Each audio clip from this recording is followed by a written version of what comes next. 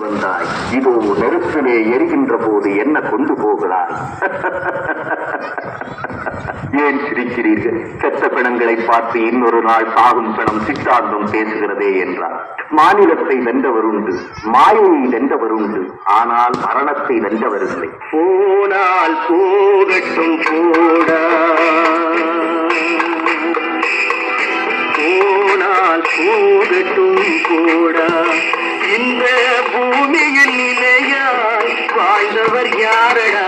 போனால் போகட்டும் போடா, இந்த பூமியில் நிலையாய் வாழ்ந்தவர் யாரடா?